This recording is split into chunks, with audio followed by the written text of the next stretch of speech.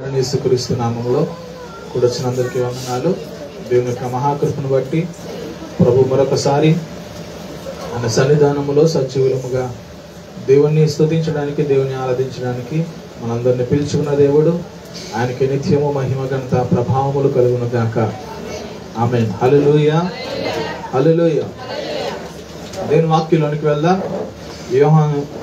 మొదటి యోహాను పత్రిక 4వ అధ్యాయము 16వ వచనం చదువుకుందాం.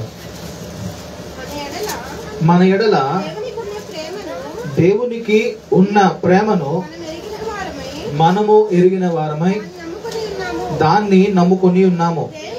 దేవుడు ప్రేమ స్వరూపి అయి ఉన్నాడు. ప్రేమ యందు నిలిచి ఉండువాడు దేవుని యందు నిలిచి ఉన్నాడు, దేవుడు వాని యందు నిలిచి ఉన్నాడు. చాలండి, చిన్న ప్రార్థన చేసుకుందాం. మహాపరిశుద్ధుడైన తండ్రి, సర్వోన్నతుడ, సర్వాధికారి వగు దేవా, నీ ఘనమైన శ్రేష్ఠమైన నామం బట్టి నీకు స్తోత్రాలు. ఇంతవరకు నీ సన్నిధిలో నేను స్తుతించడానికి, ఆరాధించడానికి ఇచ్చిన అవకాశముకే వందనాలు ప్రభువా. తండ్రి, ఈ వాక్యం నిలబడుతుండగా ఈ సమయంలో నీ ఆత్మ ద్వారా మమ్మల్ని నడిపించి మనం ప్రార్థన చేస్తున్నాం. మానవ స్వరము, మానవుల ఆలోచన, మానవుల తలపు పూర్తిగా మరుగుపరిచి అయా నీ దైవికమైన సహాయం చేత, నీ ఆలోచన చేత ఇక్కడ నడిపించమని ప్రార్థన చేస్తున్నాం. మీరే మా అందరితో మాట్లాడండి, ఈ మాటతో మమ్మల్ని బలపరిచి నడిపించమని యేసుక్రీస్తు నామములో ప్రార్థిస్తున్నాం తండ్రి. ఆమేన్. దేవునికి స్తోత్రం. హల్లెలూయా, హల్లెలూయా. మరొకసారి చదువుతాను. అందరూ కూడా మీరు కూడా మీ హృదయాల్లో చదువుకోండి. మొదటి యోహాను పత్రిక 4వ అధ్యాయము 16వ వచనాన్ని చదువుతున్నాను. మన ఎడల దేవునికి ఉన్న ప్రేమను మనము ఎరిగిన వారమై దాన్ని నమ్ముకొని ఉన్నాము. దేవుడు ప్రేమ స్వరూపి అయి ఉన్నాడు. ప్రేమ యందు నిలిచి ఉండువాడు దేవుని యందు నిలిచి ఉన్నాడు, దేవుడు వాని యందు నిలిచి ఉన్నాడు. చాలండి, దానికి స్తోత్రం. హల్లెలూయా. దేవుడు ఏమై ఉన్నాడు? ఆయనకున్నటువంటి లక్షణము, ఉన్నటువంటి మంచి లక్షణములలో ఇది ఒక లక్షణంగా మనం చూడగలుగుతాం. దేవుడు ప్రేమ స్వరూపి అయి ఉన్నాడు. ప్రేమ కనుపరచడం వేరు, ప్రేమ స్వరూపిగా ఉండడం వేరు. దానికి స్తోత్రం. ప్రేమ స్వరూపి అంటే, ప్రేమ అంటే అది పైకి మనము ఒక వస్తువుగా చూపించేది కాదు, కానీ అంతర్గతంలో ఉన్నటువంటి లక్షణం. దేవుడు ఆ ప్రేమను ఒక స్వరూపముగా చేసుకున్నాడు అంటాడు. ఎలా ఉన్నాడు? ఆయనలాగా ప్రేమించే వారు ఈ లోకంలో ఎవరు లేరు. దేవుళ్ళుగా పిలువబడుతున్న వారే గాని, దేవతలుగా పిలువబడుతున్న వారే గాని, మంచి మంచి స్థానంలో ఉన్నవారే గాని, జనుల చేత ఘనము పొందుకోవడానికి ఎంతమంది అయితే ఆశపడుతున్నారో వారు ఎవరన్నా సరే యేసుక్రీస్తు ప్రేమతో పోల్చుకుంటే వారి ప్రేమ ఏది కూడా ఆయన ముందు నిలబడలేదు. దానికి స్తోత్రం. హల్లెలూయా. ఎందుకు అని అడిగితే, ప్రేమ చూపించడానికి కొన్ని లక్షణాలు ఉండాలి ఎవరికన్నా. ఒక వ్యక్తి, ప్రేమించే వ్యక్తి మరొక వ్యక్తిని ప్రేమించాలంటే ఎంతో కొంత ఆశిస్తూ ఉంటారు. ఏదో ఒకటి వారికి నచ్చిన లక్షణాలు వారిలో కనబడవలసి ఉన్నది. దేవునికి స్తోత్రం. అలాగుంటేనే ప్రేమిస్తారు. అంతేనండి. లోకంలో సామెత ఉంది కదా, మంచి వారిని ప్రేమిస్తారు ఎవరన్నా, చెడ్డవారిని ఎవరు కూడా ప్రేమించరు. కానీ యేసుక్రీస్తుకి ప్రేమ స్వరూపి అని పేరుంది. ఆ ప్రేమ స్వరూపి అనే పేరు కలిగి ఉన్నాడు కాబట్టి ఆయన ఏ హేతువు లేకుండా, ఏ లాభమును ఆశించకుండా ఆయన ప్రతి మానవుని కూడా ఒకటే రీతిగా ప్రేమిస్తున్న దేవుడు. దానికి స్తోత్రం. హల్లెలూయా. కొంతమంది అడుగుతారు, నన్ను ప్రేమిస్తున్నావు కదా, నాకేంటి లాభం అడుగుతారు. ఏమండి, ఇప్పుడు నువ్వు నన్ను ప్రేమిస్తున్నావు, నేను తిరిగి నుండి ప్రేమించాలంటే నాకేంటి లాభం? మనుషులందరూ కూడా లాభమును కోరి ప్రేమిస్తూ ఉంటారు, లాభమును కోరి స్నేహం చేస్తూ ఉంటారు, లాభమును కోరి బంధుత్వాలు ఏర్పాటు చేసుకుంటూ ఉంటారు. దేవునికి స్తోత్రం. మరి దేవుడు నిన్ను ప్రేమించడానికి నీ వల్ల ఆయన పొందుకునే లాభం ఏంటి? దేవుడు నిన్ను ప్రేమించినందుకు ఆయనకు వచ్చిన లాభం ఏంటి అనే ప్రశ్న వేసుకుంటే చాలా గొప్ప లాభం మన వల్ల ఆయనకి కలిగింది. ఏం కలిగింది? చాలా గొప్ప లాభం దొరికింది. దేవునికి స్తోత్రం. ఏ మనుష్యుడు కూడా తనతో స్నేహం చేస్తున్న వ్యక్తి గాని, తను ప్రేమిస్తున్న వ్యక్తి గాని చేయకూడనే ఒక తప్పు చేస్తే వెంటనే చెప్పే పదం ఏంటంటే, నీకు నాకు ఇంకా ఏమాత్రం సంబంధం లేదు. ఏమంటారు? నీకు నాకు ఏ సంబంధం లేదు, ఇంకెప్పుడు నీ ముఖం నాకు చూపించొద్దు, నా ముఖం నీకు చూపించు, నన్ను పలకరించడానికి కానీ నాతో సంబంధం పెట్టుకోవడానికి ఇంకెప్పుడు కూడా నువ్వు ప్రయత్నం చేయొద్దు అని చెప్పి మనుషులు ఏదో తాము నీతిమంతులుగా అన్నట్లుగా ప్రవర్తిస్తూ ఉంటారు. ఇది చాలాసార్లు మనం ఎక్కువగా సినిమాల్లో చూసుంటాం. వ్యక్తిగతంగా మీరు కూడా ఈ డైలాగులు ఎక్కడన్నా వేసి ఉండొచ్చు, లేదా మీకు ఎవరన్నా వేసి ఉండొచ్చు. దేవునికి స్తోత్రం కలుగునుగా. హల్లెలూయా. ఎవరు కూడా తనతో స్నేహం చేస్తున్న వారు కానీ, ప్రేమిస్తున్న వ్యక్తి కానీ, కలిసి ఉన్న వ్యక్తి కానీ ఏదైనా చేయకూడని ఒక తప్పు చేసినప్పుడు తిరిగి వారితో ఆ బంధము కలిగి ఉండడానికి ఎవరు కూడా ఇష్టపడరు. కానీ దేవాది దేవుడు ఆయన ప్రేమస్వరూపి ఉన్నాడు కాబట్టి ఒక మనుష్యుడు చేస్తున్నట్లుగా ఆయన అన్నడు కూడా చెయ్యడు. మనం అనుకుంటూ ఉంటాం ఒక్కొక్కసారి ఆయన ప్రేమను మీరు కోల్పోతున్నారు అని అనుకుంటూ ఉంటాం, కానీ ఆయన ప్రేమ నీ చుట్టూనే తిరుగుతూ ఉంటది. దేవునికి స్తోత్రం. హల్లెలూయా. ఆ ప్రేమ నిన్ను విడిచిపెట్టదు. ఉదయకాలం వస్తున్నప్పుడు ఒక మాట చూశాను నేను. దేవుణ్ణి స్తుతించడానికి దేవుడు నీ కొరకు ప్రాణం పెట్టడానికి కారణం ఏంటంటే, ఎవరి కోసం దేవుడు ప్రాణం పెట్టాడంటే, చక్కగా తెల్లని వస్త్రాలు వేసుకుని చక్కగా నిత్యము దేవుని స్తుతించేవారు ఉంటారు కదా, వారి కొరకు ఆయన నిత్యం ప్రాణం పెట్టట్లేదంటే ఎవరి కోసం అంటే, ఆయన్ని స్తుతించలేకుండా ఉన్నవారు, ఆయనను ప్రేమించలేకుండా ఉన్నవారు, ఆయన సన్నిధికి రాకుండా లోకంలో తిరుగుతున్న వారి కొరకు ఆయన ఇంకనూ ప్రాణం పెడుతూనే ఉన్నాడంట. దానికి స్తోత్రం. నిజంగా ఆ మాట నాకు హత్తుకుంది. నిజమే కదా. ఆయన ఏ ఒక్కడు కూడా నశించుకోవడానికి ఇష్టపడిన వాడు కాదు. ఎవరు కూడా నాశనంలోకి వెళ్ళిపోవడానికి ఆయన ఎదురు చూస్తున్న దేవుడు ఎంత మాత్రం కాదు ఆయన. దేనికి స్తోత్రం కలుగునుగా. ఆయన వచ్చిన పని ఏంటంటే నశించుచున్న దాన్ని వెతికి రక్షించాలనే పని మీద వచ్చాడు ఆయన. దేని మీద వచ్చాడు ఆయన? నశించుచున్న దాన్ని వెదకి రక్షించాలనే ఒక గొప్ప ఉద్దేశముతో దేవాది దేవుడు ఈ లోకానికి వచ్చాడు. ఒక విషయాన్ని ఆలోచన చేయగలిగితే ఈ భూమి మీదే గాని, లేదా ఎవరన్నా సరే గొప్ప గొప్ప పేరు ప్రతిష్టలు కలిగిన వారే గాని, మన దేవుళ్ళు అని చెప్పి ఒకప్పుడు మనం పిలిచిన వారు ఎవరన్నా సరే, ఒక వ్యక్తి చనిపోతుంటే లేదా నశించిపోతుంటే ఏ మాత్రం కూడా మనుషులు ఎదుట యోగ్యుడిగా గాని, మంచివాడిగా గాని పేరు పిలవడానికి కూడా అర్హత లేని వాడిగా ఉంటే వారి కోసం ఎవరైనా వచ్చారా అని ప్రశ్న వేస్తే ఎవ్వరూ కూడా రాలేదు. అంతేందుకు మనమే వెళ్ళమండి. ఒక వ్యక్తి తాగేసి రోడ్డు మీద పడిపోయి తొలుతుంటే ఆ వ్యక్తి దగ్గరికి వెళ్తామా మనం? వెళ్ళడం పోవడం పక్కన పెడితే నోట్లో కొన్ని మాటలు పదజాలాలు వాడుకుంటూ వెళ్తాం. వీడి బతుకు ఇంతే, వీడు తాగుబోతాడు, వీడి బ్రతుకు నాశనం అయిపోయింది అని చెప్పి మనం సహాయం చేయకపోవడంతో పాటు కొన్ని పదజాలాలు కూడా మనం వాడుతూ ఉంటాం. కానీ ఇది యేసు ప్రభువు అలాగనే దేవుడు కాదండి. మానవుల్లో గాని, దేవుడిగా పిలువబడుతున్న వాళ్ళలో గాని ఎవరు చూపించినటువంటి ఆశ్చర్యమైనటువంటి ప్రేమ యేసు క్రీస్తు ప్రభు ఒక్కడే చూపిస్తున్నాడు. ఆయన దేవునికి స్తోత్రం. హల్లెలూయా. ఆ ప్రేమకు అంతము లేదు, ఆ ప్రేమకు అంతము లేదు. యుగ యుగములు కూడా ఆ ప్రేమ మానవుల్ని వెంబడిస్తుంది. దానికి స్తోత్రం కలుగునుగా. హల్లెలూయా. మనుషుడు చాలా వస్తువుల్ని, చాలా పదార్థములు ప్రేమిస్తూ ఉంటాడు. ఏమండి, మనిషి ఏం చేస్తూ ఉంటాడు? వస్తువులు ప్రేమించరా మనుషుడు? ప్రేమిస్తారు. వారికి ఇష్టమైన స్వరూపములుగా చేసుకోవడానికి కూడా ఇష్టపడుతూ ఉంటారు ఆ వస్తువుల్ని. కొంతమంది కుక్క పిల్లలను ప్రేమిస్తూ ఉంటారు, కొంతమంది పిల్లి పిల్లలు ప్రేమిస్తూ ఉంటారు, కోడి పిల్లలు ప్రేమిస్తూ ఉంటారు, పావురాలు ప్రేమిస్తూ ఉంటారు, వారికి నచ్చినట్లు ప్రేమిస్తూ ఉంటారు. కానీ దేవుడు దేన్ని ప్రేమించాడు అని ప్రశ్న వేస్తే మనుష్యుని ఒక్కడినే దేవుడు ప్రేమించాడు అని. దానికి స్తోత్రం. హల్లెలూయా. అంటే దేవుడి కంటే మీరు గొప్ప అని మీరు అనేసుకోవచ్చు. ఏమనేసుకోవచ్చు మీరు? ఆయన కేవలం మనుషుడినే ప్రేమిస్తున్నాడు. మేమైతే కుక్క పిల్లలు ప్రేమిస్తున్నాము, గేదె పిల్లలు ప్రేమిస్తున్నాము, దూడలను ప్రేమిస్తున్నాము, ఆవులను ప్రేమిస్తున్నాము, ఇంకేం ప్రేమిస్తున్నారు? కోడి పిల్లలు ప్రేమిస్తున్నాము, దోమలను ప్రేమిస్తున్నాము. మా దగ్గర యేసు ప్రభు దగ్గర ఉన్న దానికంటే కూడా ఎక్కువ ప్రేమ ఉందనుకుంటారు. వాటి కోసం మీరు ప్రాణం పెడతారా? ఓకే, మీ ప్రేమ గొప్పదే, నేను ఒప్పుకున్నాను. ఎవరు ఒప్పుకోకపోయినా నేనైతే ఒప్పుకున్నా, మీ ప్రేమ గొప్పదే. మీరు ప్రేమిస్తున్న దాని కొరకు మీరు ప్రాణం పెడతారా? ఏమ్మా, మీ పిల్లల్ని మీరు ప్రేమిస్తున్నారా? మీ పిల్లల కొరకు మీరు ప్రాణం పెడతారా? ఒకవేళ పిల్లలే మీ తల్లిదండ్రులు ప్రేమిస్తున్నారా? మీ తల్లిదండ్రులకు మీరు ప్రాణం పెడతారా? పెడతారండి. సో దీన్ని ఏమనొచ్చు? నిజమైన ప్రేమేనా? మనుష్యుడు చూపించేటువంటి ప్రేమ. నీ దృష్టిలో ఒక వ్యక్తిని నువ్వు ప్రేమిస్తున్నావు అనగానే అలా డింగిమని ఎదిగే వ్యక్తి మొహంగా పడవచ్చు. ఆ వ్యక్తి కొరకు నువ్వు ప్రాణం పెడతావా? కొన్ని వస్తువు, ధనం అనుకోండి, మీ బ్యాంక్ అకౌంట్ అనుకునేవండి, ఆ ఏటీఎం కార్డు అనుకునేవండి, ఫోన్ పే అనుకునేవండి, గూగుల్ పే ఇష్టమైన వాళ్ళు చాలా మంది ఉన్నారు, పేటిఎం ఇష్టమైన వాళ్ళు చాలా మంది ఉన్నారు, లేదా అంటే డబ్బు వచ్చే స్కానర్ ప్రేమించే వాళ్ళు చాలా మంది ఉన్నారు.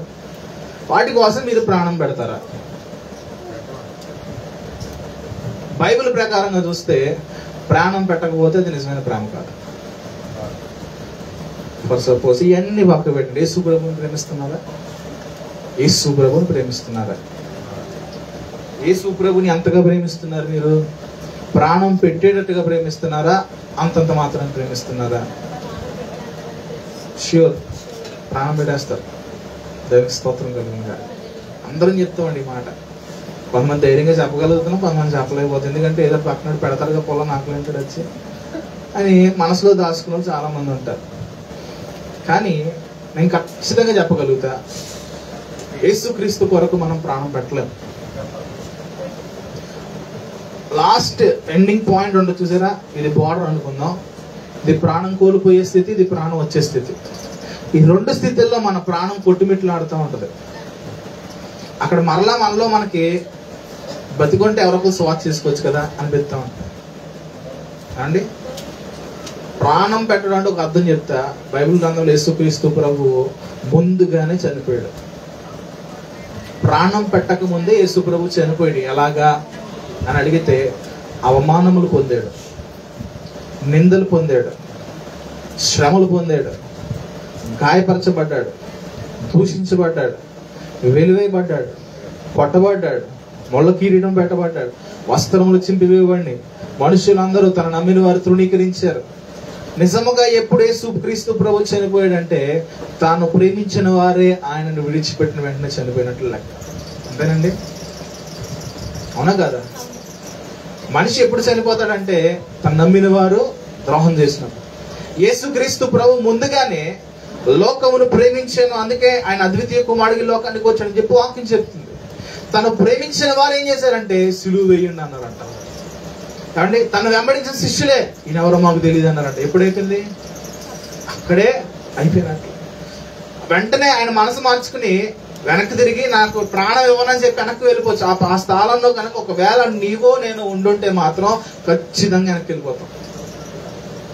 ఖచ్చితంగా వెనక్కి వెళ్ళిపోతాం. ప్రేమిస్తున్నాం, బాగానే ఉందండి. ఏమన్నా చేస్తేనే ప్రేమిస్తాం, మనం అడిగిందల్లా ఇస్తేనే ప్రేమిస్తాం. యేసు ప్రభు కోసం మనం ప్రాణం పెట్టే ఒక 4 రోజుల ముందు ఆయన నువ్వు చేస్తున్న ప్రార్థన ఆలకించట్లేదు, నువ్వు అడిగింది ఏది ఇవ్వట్లేదు, ఆ సమయం ఒక 4 రోజుల క్రితం ఇవాళ యేసు ప్రభు కోసం ప్రాణం పెట్టడానికి సిద్ధపడ్డావు అనుకోండి, ఒక 4 రోజుల నుంచి ఆయన నువ్వు అడుగుతుంది ఏది ఇవ్వట్లా, నీకు అన్ని వ్యతిరేకమైన పనులు జరుగుతున్నాయి. అప్పుడు పెడతాం యేసు ప్రభు కోసం ప్రాణం? ఆలోచన చేయండి. పెడతామమ్మా? దొరికేసాం కదా దొంగలు. పెట్టాం. ఎందుకు యేసు ప్రభు కోసం ప్రాణం పెడతాము అని నువ్వు చెప్తావంటే ఆయన నన్ను ప్రేమించాడండి, నేను అడిగిందల్లా ఇస్తున్నాడండి, నా జీవితాన్ని బాగు చేశాడండి. ఓకే, ఇప్పుడు మనం కృతజ్ఞత కలిగి ఉన్నాం. ఒక్కొక్క క్షణంలో యోబుకు జరిగినటువంటి పరిస్థితి రావాలి నేను అన్నో అలా కాకుండా గాక. యోబుకు కలిగినటువంటి శ్రమలలో ఒక పావు వంతు, ఒక 10% శ్రమలు మనం అనుభవిస్తున్నప్పుడు దేవుని కోసం నువ్వు చచ్చిపోతావు అని చెప్పి ఎవడన్నా వచ్చి అడిగితే ఏం చెప్తావు? దేవుని కోసం అయితే చావను కానీ ఈ శ్రమలు భరించలేకపోతాను, దీనికోసం చచ్చిపోతాను అండి. యేసు ప్రభు తను విడిచిపెట్టిన ప్రజల కోసం వెనక్కి తిరగలేదు, లేదా వారు మోసం చేశారు నాకు ఈ బ్రతకొద్దని చనిపోలేదు. ఆయన ఏ ఉద్దేశం చేత ఈ లోకానికి వచ్చాడో ఆ ఉద్దేశం నెరవేర్చే మధ్యలో ఎన్ని ఆటంకాలు యేసు ప్రభుకు దొరికినా కలిగినా సరే వాటి దేనిని కూడా ఆయన లక్ష్య పెట్టలేదు. దేవునికి స్తోత్రం కలుగునుగా. హల్లెలూయా. మనకి దృష్టి అంతా కూడా గమ్యం మీద తప్ప అన్ని చోట్ల ఉంటుంది మన దృష్టి. యేసు ప్రభుకి గమ్యం ఏంటంటే తన్ను ప్రజల కొరకు ఆయన ప్రాణం పెట్టాలి. మత్తయి సువార్త 1:21 క్లియర్ కనబడుతుంది. తన ప్రజల కొరకు తన ప్రజలను ఆయనే రక్షించింది కనుక ఆయనకి యేసు అని పేరు పెట్టుదురు అని రాయబడి. తన ప్రజలుగా ఎవరు అంటే మనుషులందరూ కూడా ఆయన ప్రజల. యేసు క్రీస్తు అందరికీ ప్రభు అయి ఉన్నాడు. నువ్వు ఆయన అంగీకరించు అంగీకరించకపో, నువ్వు ఆయన పూర్తిగా ప్రేమించకపో, ఆయన మీద విశ్వాసం చూపించకపో, అయినప్పటికీ కూడా ఆయన నీకు ప్రభువుగానే ఉండడానికి ఇష్టపడుతున్నాడు. దానికి స్తోత్రం. ఏ మనుషుడు కూడా ఒక చెడ్డ వ్యక్తికి స్నేహితుడు ఉండడానికి ఇష్టపడ్డు. అండ్ వీరప్పని ఎంతమంది తెలుసు? ఒకవేళ వీరప్పని మీ పెద్దనాన్న మీ మావయ్య అంటే చెప్పుకుంటారు బయట, వీరప్పని మా మావయ్య అని చెప్తారు ఎవరన్నా? అసలు ఆడికి మాకు సంబంధం లేదు అంటారు అండి, అంటారా? ఏమంటారు? వీరప్పని మీసం పెంచుకుని వీరప్పమ్మ అంటారు, మేనల్లు అని చెప్పి తిరుగుతుందా? ఒక చెడ్డ వ్యక్తి గురించి ఎవరో కూడా గొప్పగా చెప్పరు, కానీ ఒక మంచి వ్యక్తి అంటే మావిడే అంటారండి, మావిడే. యేసు ప్రభు నువ్వు ఘనముగా లేనప్పుడే, నువ్వు ఉన్నతమైన స్థానంలో లేనప్పుడే అతడు నా కుమారుడు అని పలికాడు. అతడు ఆమె నా కుమార్తె అని పలికినాడు. నువ్వు యేసు ప్రభుని లోకంలో ఆయన నా దేవుడు అని చెప్పగలవా? ఆయన నన్ను రక్షించిన దేవుడు అని చెప్పి చెప్పగలవా? చెప్పగలండి. దేవునికి స్తోత్రం. హల్లెలూయా, హల్లెలూయా. ఒక మాట చదువుకుందాం, 4:16. మన ఎడల దేవునికి ఉన్న ప్రేమను మనము ఏం చేయబడాలంటే, మొదటిగా దేవునికి నీ మీద ఎలాంటి ప్రేమ ఉందో నీకు తెలియాలి. ఏం చేయాలండి? దేవుడు నిన్ను ప్రేమించాలని నీకు తెలియాలంటే నువ్వేమనుకుంటున్నావు? ఒక ఇల్లు కావాలి ప్రభువా, ఒక బండి కావాలి ప్రభువా, ఒక కారు కావాలి. ఏదో లోకంలో ప్రేమిస్తున్నామని చెప్పడానికి గుర్తులకి ఏమి ఇస్తారంటే ఫస్ట్ ఏమి ఇస్తారమ్మా? అంత కాస్ట్ ఇచ్చేస్తారా? చెప్పండి, 4-5 చెప్పండి. వాచ్, ఇంకా ఏం లేదా? Separate little hearts, dairy milk, silk. ఇప్పుడు ఏదో కొత్తగా వచ్చిందండి, మన దానికోసం ఒక ఆవిడ తిప్పింది. పాపప్ప ఆ పేరు కూడా అర్థం కాల. అది అంతా 350 రూపాయలు. అయ్యో 350 వదిలే అంటే 50 రూపాయలకు వచ్చేయాలన్నమాట. ఇంకేమున్నాయి? గోల్డ్ రింగ్, సింపుల్ అయితే ఏదైనా అంటారు అంతే. ప్రేమలు షిఫ్ట్ చేసుకునే వాళ్ళు కూడా చాలా మంది ఉంటారండి, ప్రేమల్ని షిఫ్ట్ చేస్తూ ఉంటారు. కానీ యేసు ప్రభు నిన్ను ప్రేమిస్తున్నాడు అంటే నువ్వు దేన్ని బట్టి అర్థం చేసుకోగలుగుతావు? ఏ రీజన్ నీకు కావాలి, లేదా ఏంటి నీకు ఇస్తే నువ్వు దేవుడు నిన్ను ప్రేమిస్తాడని ఒప్పుకుంటావు? నీ హృదయంలో ఏదో ఆలోచన కలుగుతుంది. నిజంగా దేవుడు నన్ను ప్రేమిస్తే ఇది చేయాలని నాకు అంటావు కదా, నిజంగా దేవుడు నన్ను ప్రేమిస్తే నాకు ఇది ఇవ్వాలండి అంటావు కదా. ఏమనుకుంటున్నావు? యేసు ప్రభు నిన్ను ప్రేమిస్తున్నాడు అని నీకు తెలియచేయడానికి ఆయన ఏమవ్వగలడు? నీకు ఆయన ఏదన్నా ఇవ్వగలడు. నువ్వు ఏం కోరుకుంటున్నావు అండి? ఎప్పుడన్నా అయ్యా నా కోసం ప్రాణం పెట్టు అని అడిగావా? నువ్వు ఎప్పుడన్నా అడిగావా? నా కోసం నువ్వు ప్రాణం పెట్టమని అడిగారా? అడగడం అండి, చెప్పడం కాదు. పెట్టావయ్యా అంటే చెప్పడం, అడగడం అంటే నా కోసం ప్రాణం పెట్టు అని ఎప్పుడు అడిగావా? అదే వింటాం కదా, చేతులు కోసేసుకుంటే మేడ మీద దూకైతే ఇవి అడగడం. అలా యేసు ప్రభుని ఎప్పుడన్నా నీ కోసం ప్రాణం పెట్టు అని అడిగావా? ఏమడిగావు యేసు ప్రభుని? స్వస్థత ప్రభువా, డబ్బులీనైనా, అప్పులు తీర్చినైనా అడుగుతాం. ఈ లోక సంబంధమైన వాటిని ఎక్కువగా అడుగుతున్నాం. ఇచ్చిన వెంటనే దేవుని నామం స్తోత్రం, మర్చిపోయిన ద్వారం చెప్పడం, అందుకే వాళ్ళ కృతజ్ఞతకి తెచ్చాను అట్టుకోళ్ళు, క్షమించాలి ప్రభు నన్ను అంటే అనిపిస్తూ ఉంటుందండి. తప్పుగా అనుకోవద్దు, అట్టుపళ్ళకే దేవుడు పడిపోయాడు అనిపిస్తున్నాడు అండి. పలహారాలకే దేవుడు పడిపోతాడా? ఆయన ఏం అడగలేదండి, ఏం అడగల. ఒకటే అడుగుతున్నాడంటే నన్ను ప్రేమించి అన్నాడు ఆయన. అంతే. ఏమన్నాడు ఆయన? మనకేంటంటే ఒకప్పుడు అక్కడి నుంచి వచ్చాం కదా, అవి కొన్ని వదలట్లా. మనం అక్కడి నుంచి వచ్చినప్పటికి మనం కొన్ని వదలట్లా, వదిలేసేమనుకుంటున్నాం, కానీ అవి ఇంకా మన జోబులు ఉండిపోయింది. ఎప్పుడైనా మీరు సముద్రానికి వెళ్ళారా? సముద్రం ఎప్పుడు ఆడుకున్నారు. సముద్రం ఆట అయిపోయిన తర్వాత టైం అయిపోయింది, వెళ్ళిపోయినప్పుడు బయటకు వచ్చిన తర్వాత శుభ్రం కాళ్ళు చేతులు కడుక్కుంటాం. ఇసుక అంతా అక్కడ వదిలేసి వెళ్ళిపోతున్నావా? ఎక్కడ ఉంటుంది? సోన్లే. పోనీ అలవాటు అయిపోయింది. ఫస్ట్ టైం వెళ్ళి వచ్చిన తర్వాత ఇసుక ఇంట్లోకి వెళ్ళి తిట్టింది మా అమ్మ అని చెప్పి ఇంటి దగ్గర వెళ్ళకుండానే ముందుగా కడిగేసుకున్నా సరే ఆ జోబులో ఇసుక తగ్గుద్దా అండి? ఎన్నో ఉతుకులు ఉతకగా ఆ ఇసుక రేణు మనలోంచి వెళ్ళిపోతాయి. అలాగే అక్కడి నుంచి వచ్చేసాం కానీ ఇంకా కొన్ని ఆచారములు మనలో ఉండిపోతున్నాయి.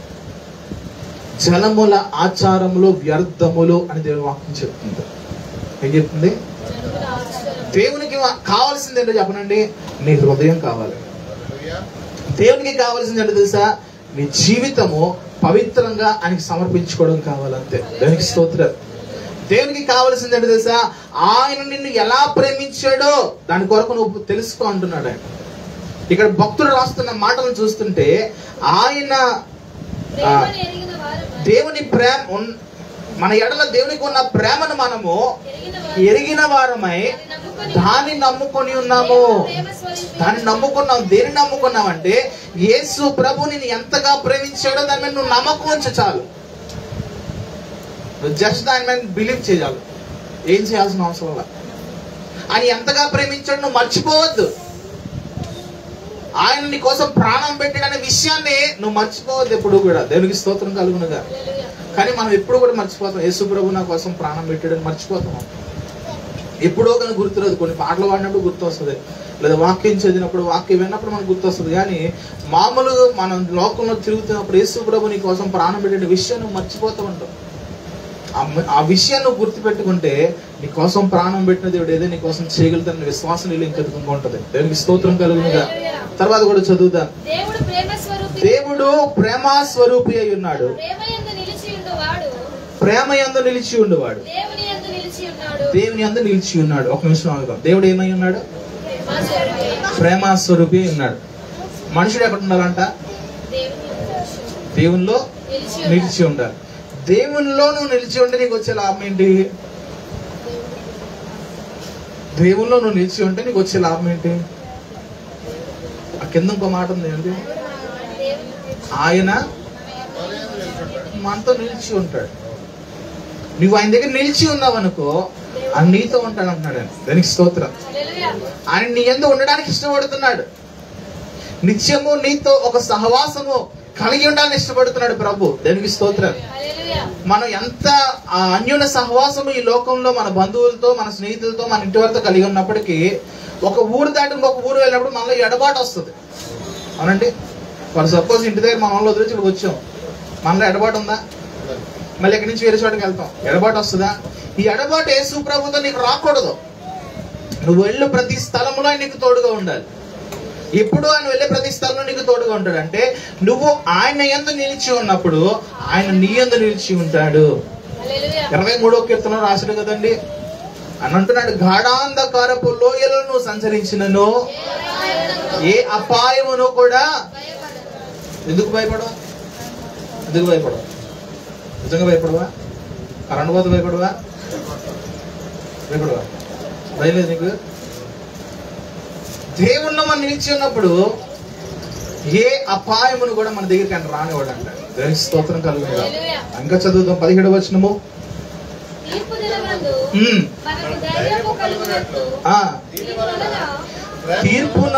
తీర్పు దినమందు మనకు ధైర్యము కలుగునట్లు దీని వలన ప్రేమ మనలో పరిపూర్ణము చేయబడి ఉన్నది.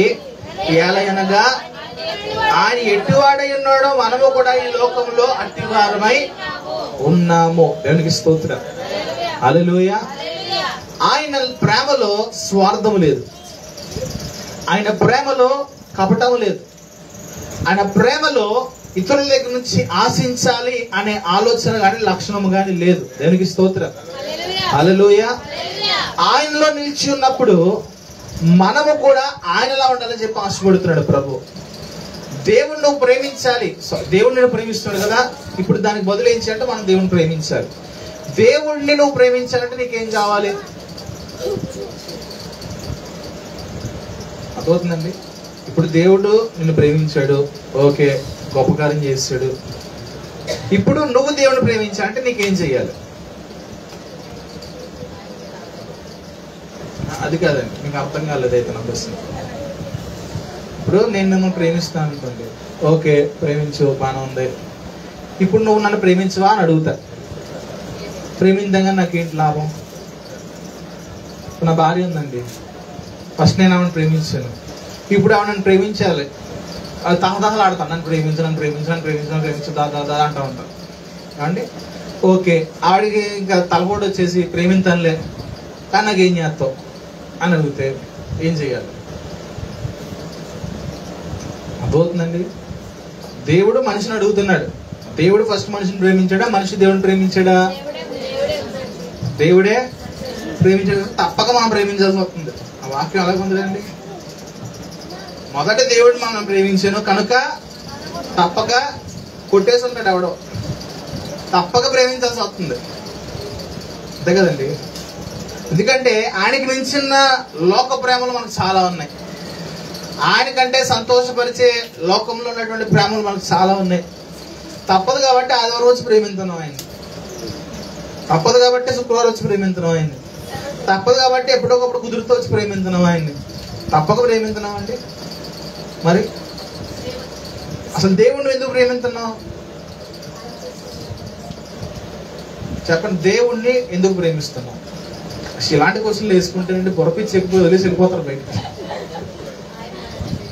అదవుతుందా? ఇలాంటి క్వశ్చన్లు వేసుకుంటే వదిలేసి నీకు దండం రన్ ఆయన అని చెప్పి బయటికి పోతారు ఒకప్పుడు. దేవుణ్ణి ఎందుకు ప్రేమిస్తున్నావు? ఆయన మనం ప్రేమిస్తున్నాం. మరి దేవుడు మనల్ని ఎందుకు ప్రేమించాడు అంటే ఏదో రీజన్ ఉంది దేవుడు ప్రేమించడానికి. అంతేనా? దేవుడు ప్రేమించడానికి రీజన్ దొరికేసింది అన్నమాట. రీజన్ లేదండి. ఇప్పుడు మన పిల్లలు అనుకున్నాడు, మన పిల్లలు ఒకప్పుడు ఎలాగున్నాం?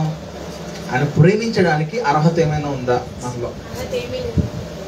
ఆయన మన వైపు చూడడానికి ఏమైనా ఛాన్సెస్ ఏమైనా ఉన్నాయా? అసలు దానికి స్తోత్రం కలుగునుగా. హల్లెలూయా. అందుకే యోగ్యత లేని వ్యక్తిని యోగ్యునిగా చేసింది దేవుని కృప. ఇక్కడ కూర్చున్న వారిలో ఒకవేళ మీరు నేను యోగ్యుని అనుకోకపోయినా ఖచ్చితముగా దేవునితో మాట్లాడడానికి కానీ, దేవునికి ప్రార్థన చేయడానికి కానీ, దేవుని ప్రేమను అనుభవించడానికి కానీ మనలో ఎవరికి యోగ్యత లేదని నేను చెప్తా. ఆ అనుభవించడానికి కూడా యోగ్యత లేదండి. లోకంలో గొప్ప గొప్ప వ్యక్తుల దగ్గరికి వెళ్ళి ఒక ఫోటో దిగడానికి మనకు అర్హత లేనప్పుడు సర్వ సృష్టిని సృజించిన దేవాది దేవుడు నీ ప్రక్కనే నిలిచి నువ్వేమి ఆయనకి ఇవ్వకుండానే నిన్ను ప్రేమిస్తూ, నిన్ను ప్రతి విషయంలో ఆయన కాపుదల ఇస్తూ, నిత్య రాజ్యములో ఆయన కుడిపార్శ్వమును కూర్చోబెట్టుకోవడానికి ఏం కారణం అయింది? ఏ కారణం లేదు. మనుషులు ఏదైనా బదులిస్తేనే చేస్తారండి. ఖచ్చితంగా నేను చెప్తాను, ఏదో ఒక బదులు ఇస్తేనే గాని మనిషి ఏ వ్యక్తి కూడా నీ కొరకు మంచి కార్యం చేయడు. యేసుక్రీస్తు ప్రభు ఒక్కడు మాత్రమే నీ దగ్గర నుంచి ఏమి ఆశించకుండా నిన్ను ఆయన ప్రేమించి నువ్వు అడగకుండానే నీ కొరకు ప్రాణం పెట్టి ఉన్నాడు. దానికి స్తోత్రం కలుగునుగా. హల్లెలూయా. ఇప్పుడు ప్రశ్న వేసుకుందాం, ప్రాణం పెట్టాడైతే ఏంటి? ప్రాణం పెట్టేసాడు అయితే ఏంటి? అయితే ఏంటమ్మా? ప్రాణం పెట్టేసాడు అయిపోయింది కదా, ఇంకేంటి చెప్పండి? ప్రాణం పెట్టేశాడు, ఇంకేంటి? నాకు రాత్రి ప్రాణం పెట్టేశాడండి. ఇప్పుడు ఏంటి? అయితే ఏం చేయాలి? ప్రాణం పెడితే ప్రేమించేయాలా? ప్రేమించేయాలా? నీకు ప్రాణం పెడితే సరిపోద్దా? మాకు కావాల్సినవి వద్దా? మాకు కావాల్సినవి వద్దా? నీకు తెలిసింది కాబట్టి నువ్వు చెప్తున్నావు. సీనియారిటీ వచ్చింది కాబట్టి నువ్వు చెప్తున్నావు. సీనియారిటీ రావాల పరిస్థితి ఏంటి? సీనియారిటీ వచ్చిన వాళ్ళు కూడా ఇంకా కొంతమంది ఉన్నారు, ఇంకేం చేస్తారు ప్రభు నాకు అన్న ఉన్నారండి. అదే స్తోత్రం ఉపయోగించుకొని చెల్లి యేసు ప్రభు దగ్గర నుంచి ఏదో ఒక లాభం పొందుకోవడానికి ప్రయత్నం చేస్తామని మనం. ఏదో ఎప్పుడు చూడు ప్రార్థన చేసి ఉంటే అడుగుతానే ఉంటాం, అది చాట పడుతుంది చెప్తాను, అడుగుతానే ఉంటాం. ఆయన ఏం చేస్తాడు? నా పిల్లలే కదా, నా పిల్లోడే కదా అనుకుంటూ ఆయన ఇవ్వడానికి ఇష్టపడుతున్నాడండి. ఎప్పుడన్నా ఏమన్నా అడిగాడు మన దగ్గర నుంచి ప్రభు? అడిగాడా? అమ్మ నాకు 10 రూపాయలు ప్లేట్ కొనుక్కులు తెప్పించమ్మా, ఆకలి అవుతుంది, నాకు ఒక plate egg noodles, double egg noodles ఇప్పించమ్మా అడిగాడండి ఎప్పుడన్నా? అడిగాడా? నాకు తినాలని పెడుతుందమ్మా, నాకు వేడి చల్ల సోడా తాగాలని పెడుతుందమ్మా అడిగాడు ఎప్పుడన్నా? మనుషులైతే ప్రేమగా అడుగుతారండి, పిల్లలు మరీ ఘోరం నాటకాలు. చాక్లెట్ అంటారు, అంటే ఇంకా ఐస్ క్రీమ్ అంటారు, అంటే ఐస్ క్రీమ్ పావేసి ఐస్ క్రీమ్ తినిపిస్తారు. దానికి స్తోత్రం కలుగునుగా. కానీ దేవుడు నీ దగ్గర నుంచి ఏమి ఆశించట్లా, అది నువ్వు తెలుసుకోముందు. నీ దగ్గర నుంచి ప్రభు ఏం అడగట్లేదు, డబ్బుతో సహా ఏం అడగట్లేదండి. ఎందుకంటే ధనము నాదని ఆయన చెప్తున్నాడు. ఆయన ఇచ్చిన దాంట్లో నుంచి ఏదో కృతజ్ఞత కలిగి ఏదో గీసి గీసి గీసి మనం ఇస్తాం, కానీ డబ్బు కూడా ఆయనకు అవసరం లేదు. ఎందుకంటే సర్వ ఐశ్వర్యములు ఆయన యందు గుప్తములై ఉన్నవి. దేవునికి స్తోత్రం కలుగునుగా. ఆయన ఆకాశపు వాకిళ్ళు ధననిధి విప్పుతేనే మన దగ్గర నిండుతాయి. రహస్య స్థలములలో మరుగైనటువంటి ధనములు అనుగ్రహిస్తానని చెప్పాడు దేవుడు. ఎప్పుడు ఎక్కడి నుంచి ఎలా వస్తే తెలీదు, నీ అవసరములు ఆయన తీర్చగలిగిన వాడు. దానికి స్తోత్రం కలుగునుగా. హల్లెలూయా. కీర్తన గ్రంథం 8వ అధ్యాయం 4వ వచనం ఒకసారి చదువుదాం. కీర్తన గ్రంథం 8వ అధ్యాయం 4వ వచనం. నీవు మనుష్యుడిని జ్ఞాపకము చేసుకొనుటకు వాడు ఏ పాటి వాడు, నీవు నరపుత్రుణ్ణి దర్శించుటకు వాడు ఏ పాటి వాడు,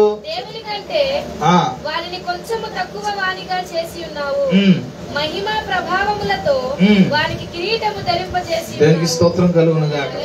హల్లెలూయా, హల్లెలూయా. భక్తుడైన దావీదు దేవునికి ప్రార్థనలు చేస్తున్నాడు. చాలా ఉన్నతమైన మాటలతో ప్రభుతో ప్రార్థన చేసేవాడు. ఆలోచించేవాడు బాగా. ఏం చేసేవాడండి? ఆలోచించాడు. అసలు దేవుడు నన్ను చూడటానికి కారణం ఏంటంటావు అనుకునేవాడు. ఎప్పుడన్నా అంటున్నాను, నన్ను చూడట్లేదు ఎక్కడవా అంటదే గాని నన్ను ఎందుకు చూస్తున్నావు ఎప్పుడు అడిగేవా? చూడడానికి అసలు రీజన్ ఏముంది ప్రభా అని చెప్పి అడిగేవా? చూడట్లేదేటి? ఓ 6 రోజులు మానేస్తే చర్చికి వెళ్ళడం దేవుడు చూస్తాడు అండి. ఒక 6 రోజులు ప్రార్థన మానేస్తే దేవుడు చూస్తాడు. ఎందుకు చూడడం? నేను చూస్తాను అన్న వాళ్ళు ఉన్నారండి. పంతం పట్టిన వాళ్ళు ఉన్నారు. దేవునికి స్తోత్రం కలుగునుగా. హల్లెలూయా. ఇక్కడ అంటున్నాడు, అసలు చూడడానికి కారణం ఏంటి ప్రభు? అది ఏ పాటోడు? ఇంకోళ్ళని అనట్లేదండి, తన గురించి తను అనుకుంటున్నాడు. మనుష్యుని నరుని నువ్వు దర్శించడానికి ఏ పాటి వాడు? ఎందుకంటే నరుడి బ్రతుకు చాలా భ్రష్టమైనదండి. నరుడి బ్రతుకు చాలా భయంకరమైనది. దానికి స్తోత్రం కలుగునుగా. హల్లెలూయా. ఏదో మనము ఎక్కడికైనా వెళ్ళినప్పుడు చక్కగా సింగారించుకుని వెళ్తుంటే మనం గొప్ప వాళ్ళగా కనబడతామేమో కానీ పొద్దున్నే లేచినప్పుడు పాసిమోహంతో మన అందరూ ఏంటో తెలిసిపోతుంది ఏమ్మా. లేకపోతే ఎండలో పక్కన మీకు ఒక పనాప్ చెప్తాను తర్వాత, ఈ పక్కన ఖాళీ స్థలం అంతా క్లీన్ చేసుకుందాం మనం. చక్కగా షెడ్లు కొట్టేసి చక్కగా వాకింగ్ చేయడానికి చేద్దాం అనుకుంటున్నాం. మీటింగ్స్ కూడా పెట్టుకోవడానికి ఆ స్థలంలో అంతా అడుగుదాం అనుకుంటున్నాం. దేవుడు ఎందుకు ప్రేరేపించాడు? వచ్చేమో ఖాళీగా ఉంది, పాములు తిరుగుతున్నాయండి అని చెప్పి ఆ వ్యక్తితో కొంచెం మాట్లాడాం అనుకోండి, మీటింగ్స్ పెట్టుకోవడానికి ఎన్ని బాగుంటుంది అని చెప్పి అడుగుదాం అనుకోండి. అక్కడ పని చేసినప్పుడు ఎండలో ఒకసారి 1 గంట తర్వాత మనం మొహాలు చూసుకుంటే ఎంత బాగున్నాను అనుకుంటావా? లేకపోతే టచ్అప్ లేస్తూ ఉంటారా? ఏమంటారు? వెట్ టిష్యూసా? టిష్యూస్ వైప్స్ హ్యాండ్ బ్యాగ్లో వేసుకొని వచ్చేస్తారు. పురుషులకి ఏముంటుంది కదా, అసలుకే జీన్స్ ప్యాంట్ ఫోన్ పడటమే కష్టమైపోతుంది. పక్కన వాళ్ళు బట్టి నాకోటి ఇవ్వా నాకోటి ఇవ్వ అనుకుని తుడుచుకునే సరిపోతుంది. ఎక్కడ తగ్గడం, ఎక్కడ కూడా తగ్గడం లేదు. చెమట పట్టిందంటే తుడిచేసుకుని చక్కగా కనబడడానికి ప్రయత్నం చేస్తాం. దేవునికి స్తోత్రం. దావీదు అనుకుంటున్నాడు, ప్రభువా మనుషుణ్ణి నీవు మనుషుల్ని జ్ఞాపకం చేసుకోవడానికి ఎందుకు జ్ఞాపకం చేసుకోవాలి? ఏ కారణం ఉందని, ఏ రీజన్ ఉందని చెప్పి జ్ఞాపకం చేసుకోవాలి. అసలు నువ్వేమన్నా దేవుణ్ణి అలా జ్ఞాపకం చేసుకుంటున్నావా? నువ్వేమన్నా నీ పనుల్లో దేవుని జ్ఞాపకం చేసుకున్నావు? దేవునికి ఏమన్నా మనకంటే తక్కువ పనులు ఉన్నాయండి? దేవుని కాలు మీద కాల్సి కూర్చున్నాడు కదా, అంతేనా? దేవుని పనులు ఏవా ఉన్నాయా? చెప్పండి అమ్మా. ఉన్నాయా పనులు? నీకంటే ఎక్కువ పనులా, నీకంటే తక్కువ పనులా? ఎన్ని రెట్లు ఎక్కువ పనులు అంటే 5% వేసుకొచ్చా అండి? ఇక్కడ కూర్చున్న ప్రతి ఒక్కరి పని అయిందే అండి. అయినను ఇప్పుడు ఫర్ సపోజ్ డింపుల్ పని దేవుడు చేస్తున్నాడు. డింపుల్ పని చేస్తా అని చెప్పి మలిగక్కని మర్చిపోతాడా దేవుడు? మలిగక్క పని చేస్తున్నాడు, సరే నేను మర్చిపోతాడా అండి? ఒకసారి ఆలోచన చేద్దాం. ఎవరో ఒకరు ప్రార్థన చేస్తున్నారు, వాళ్ళ దగ్గర కూర్చొని ప్రభు అంటున్నాడు, నేను మర్చిపోతాడు ఆయన. మరి నువ్వెందుకు మర్చిపోతున్నావు? అంటలతో అవుతుంటే యేసు ప్రభు గుర్తున్నాడు, ఏదో బతుకు అంటాం. గుడ్డు సేకరి నా బతుకంతా పెళ్లి చేశారు కానీ ఇదే బతుకున్నా. మనిషి అనుకుంటాడు ఏదో మనిషి బతుకు. ఏంటి మనిషి బతుకు? పురుషులు అంటే ఉద్యోగము పురుషుల లక్షణం. ఎవడు రాశాడు కానీ కనబడితే సితప్పొట్టేయాలి. వీళ్ళు చక్కగా ఆడవాళ్ళేమో ఇంటి మీద కాలు వేసి కూర్చుని వంట చేసేసి అల్లో శ్రమ పడిపోతున్నారు అనుకుంటున్నారు. ఇక్కడ మా పని తెలుస్తుంది, ఆ ఓనర్తో తిట్లు తినాలి, మేనేజర్తో తిట్లు తినాలి, నెల వచ్చేదా కాసు కూర్చోవాలి. మళ్ళీ ఈ కాక మళ్ళీ పిల్లల లోపల్లో వెళ్ళి అలాగని లేస్ అంటారు, డైరీ మిల్క్ అంటారు, కోకోకోలా అంటారు, డ్రింక్ అంటారు. ఏదో బతుకు, ఆడవాళ్ళ బతుకు బాగుంది, శుభ్రంగా ఆళ్ళ పుట్టుంటే బాగుంది అనుకున్న చాలా మంది ఉంటారు లేరా అంటే. ఇందులో యేసుప్రభు గుర్తురాడు. ఈ లోపు గుర్తొచ్చాడు, మాట్లాడి చెప్తాడు యేసుప్రభు గుర్తొచ్చాడు మీకు అసలు. మన పనులు మన శ్రమల్లో ఆయన గుర్తురాడు. కానీ మనకంటే ఎక్కువ పనుల భారం కలిగిన వాడు దేవుడు. ఏమండి, ఈ మనుషుల్ని ఎప్పుడు కూడా మన వ్యక్తిగతంగా స్వార్థ ప్రియులుగా అనుకుంటా ఉంటాం. నేనే అనుకుంటాం. ఇంకా ఆయనకు నిన్ను వలే ప్రేమించిన వారు చాలా మంది ఉన్నారు. ఏమండి, నీకంటే నేను చెప్పను కానీ నీతో పాటు సమానంగా ఎంతో మందిని యేసుప్రభు ప్రేమిస్తున్నాడు. దేవునికి స్తోత్రం కలుగునుగా. హల్లెలూయా. అయినను ఆయన నిన్ను ఎన్నడూ మర్చిపోలేదు. అందుకే ఆయన సర్వజ్ఞుడై ఉన్నాడని పేరు ఉన్నది, సర్వాంతర్యమై ఉన్నాడు. కొంతమంది మనం సినిమాలు చూసుంటాం కదా, ఒకరి దగ్గరికి వెళ్తే ఇంకొకరు వెళ్ళడానికి లేట్ అయ్యేది, ఒకరి దగ్గరికి వెళ్తే ఇంకొకరి దగ్గర వెళ్ళడానికి లేట్ అయ్యేది. కానీ యేసు ప్రభు ఎక్కడున్నా సరే నీ ప్రార్థన ఆలకించగలిగిన వాడు, ఎక్కడున్నా సరే నీ మొర వినగలిగిన వాడు. దానికి స్తోత్రం కలుగునుగా. హల్లెలూయా. ఒకవేళ నువ్వు ఆ ముందు రోజు ఏమైనా తప్పిదం చేసి దేవునికి అసహ్యమైన కార్యములు చేస్తూ దేవుని దూరంగా ఉన్నావు అని చెప్పి నీలో నువ్వు అనుకున్నా సరే, అయ్యా నువ్వు క్షమించు అంటే మరుక్షణాన్ని పక్కన నిలబడగలవాడు ఆయన. అందుకే ఆయనకు ప్రేమ స్వరూపి అని పేరు వచ్చింది. దేవునికి స్తోత్రం. మనుషుడు ఏం చేయాలంటే దేవుని ప్రేమను అర్థం చేసుకోవడం చేయాలి అంటాం కదా. నీకు ఎప్పుడు నా ప్రేమ అర్థం కాదు అన్నారు ఎప్పుడన్నా? నీకు ఎప్పుడు నా ప్రేమ అర్థం కాదు అండి. నీకు ఎప్పుడు నా కష్టం తెలీదు, నేను చచ్చిపోతే అప్పుడు తెలుసు. అప్పుడు ఈ మాట అయితే ఖచ్చితంగా అంటారు. నేను చచ్చే కన్నా విలువేడు తెలుసు నీకు. నేను అన్నంత వరకు నీకేం తెలీదు.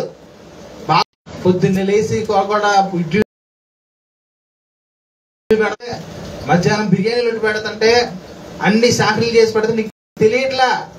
నేను పోతే నీకు నా బతుకేటి తెలుస్తుంది అంట. అంతేనా అంటారా? అంటారా? అంటా అన్నాం ఖచ్చితంగా. యేసుప్రభు ఎప్పుడన్నా అన్నాడా? మన సొంత వారం దగ్గరగా ఉన్న వాళ్ళమే ఎక్కడో ఒక చోట స్వార్థం కనబడుతుంది అంటే. పిల్లల తల్లిదండ్రులు స్వార్థం కనబడుతుంది, ఇప్పుడు కనబడుకుని తర్వాత కనబడుతుంది. భార్య భర్తలే స్వార్థం కనబడుతుంది, అన్నదమ్ముల దగ్గర స్వార్థం కనబడుతుంది, స్నేహితుల మధ్య. ఈ లోకం అంతా కూడా స్వార్థ పూరితమైన ప్రేమతో నింపబడిపోయింది. మీరు నమ్మినా నన్ను కొట్టినా ఇది నేను ఖచ్చితంగా చెప్తాను. ఎంతో కొంత, ఎంతైనా సరే మొత్తం అని కాకపోయినా ఎంతో కొంత స్వార్థ పూరితమైన ప్రేమతో ఈ లోకం నింపబడిపోయింది. స్వార్థం లేని ప్రేమ ఎక్కడైనా దొరుకుద్ది అంటే యేసు క్రీస్తు ప్రభు దగ్గర మాత్రమే దొరుకుద్ది. ఒకవేళ నీ స్నేహితుడు ఎవడో నీకు మంచి బెస్ట్ ఫ్రెండ్ ఉన్నాడు, ఏ కారణం లేకుండా వాడిని చెదకొట్టే, నెక్స్ట్ రోజు నీతో స్నేహం చేస్తాడా? ఏ కారణం లేకుండా వాడి మీద నిందలేసే, నెక్స్ట్ రోజు నీతో స్నేహం చేస్తాడా? మరి యేసు ప్రభుని ఎన్నిసార్లు అవమానపరిచావు, యేసు ప్రభుని ఎన్నిసార్లు అనుమానించావు? ఎలా అనుమానించావు? నిజంగా దేవుడే నువ్వు అనుమానించారండి? నిజంగా దేవుడే నువ్వు? నేను కొత్తలో రక్షించబడిన కొత్తలో బాగా విశ్వాసంలోకి వెళ్ళిపోయాను, పీక్స్ లోకి వెళ్ళిపోయా. అలాగా అలా ఉంటాం ఒకసారి, మనం పీక్స్ లోకి వెళ్ళిపోతాం కదా. ఉన్నప్పుడు అనుకోకుండా సైకిల్ తొక్కుంటూ వెళ్తుంటే నేను ఎన్నో చేసి వచ్చా. నేను భయంకర విగ్రహాలను చేశాను చిన్న వయసులోనే. నాకు 8th క్లాస్ నుంచి బాగా గుర్తు, సాయిబాబా గుడిలో 4 ఆరాధనకి వెళ్ళిపోయాను. నేను భయంకరంగా చేసేవాడిని.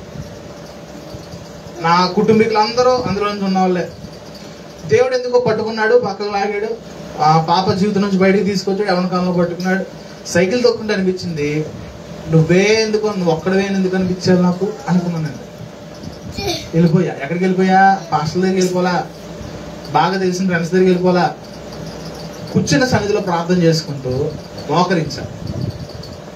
నాకు ఈ అనుమానం వచ్చింది, ఈ డౌట్ నాకు క్లారిఫై చేయి. ఎవరున్నారు ఎదురుగా? ఎవరున్నారండి ఎదురుగా? కనబడట్లా, ఎదురుగా ఉన్నాడు. నాకు ఆలోచన రాకమునిపై నేను ఎక్కడికి వెళ్తానని తెలుసు. దేనికి స్తోత్రం కలుగునుగా. హల్లెలూయా. నా కొరకు ముందే కొన్ని వేల సంవత్సరాల క్రితం బైబిల్ గ్రంథం తయారు చేసి ఉంచాడు. అప్పటికి నాకు ఆది కాండం నుంచి ప్రకటన దాకా వరుస క్రమం నాకు తెలియదు. ఏమండి, బైబిల్లో పేర్లు తెలియదు, ఏ వచనం కూడా నాకు తెలియని పరిస్థితి. కానీ విశ్వాసం మాత్రం ఎక్కడ ఉంది? పీక్స్ లో ఉంది. అలా ప్రార్థన చేసుకుని ఇలా తీసానండి. ఎలా ప్రార్థన చేసుకుని అలా ప్రార్థన చేసి ఇలా తీసాను. వెంటనే ఇలా తీయగానే కీర్తన గ్రంథంలో ఒక కీర్తన నాకు దొరికింది. అంటే అప్పుడు ఇంతసేపు తీయలేదు అనుకోండి, వెంటనే దొరికేసింది. 115 కీర్తన దొరికింది అన్న. ఏం దొరికింది? అసలు అది కీర్తన అని పేరు పడినది. తర్వాత మా ఫ్రెండ్ చూపించడానికి ఈ పేజ్ నాకు దొరకలేదండి. తర్వాత ఈ పేజ్ చూపించడానికి నా ఫ్రెండ్కి నాకు దేవుడు ఇలా మాట్లాడాడు అని చెప్పడానికి నాకు ఈ పేజ్ దొరకలా. 5 సంవత్సరాల తర్వాత దొరికింది ఈ పేజ్ నాకు. అంటే ఎక్కడ మాయమైందంటారు? ఇది పరలోకానికి ఆరోహణం అయిందంటారా? దొరికిందమ్మా? ఒకసారి చదివేద్దాం, ఎక్కువ వచనాలు వద్దులే.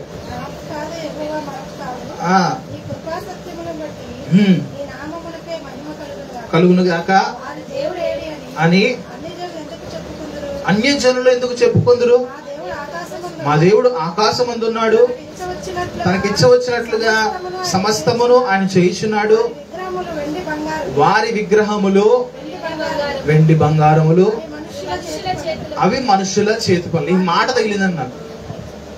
ఏమొచ్చింది?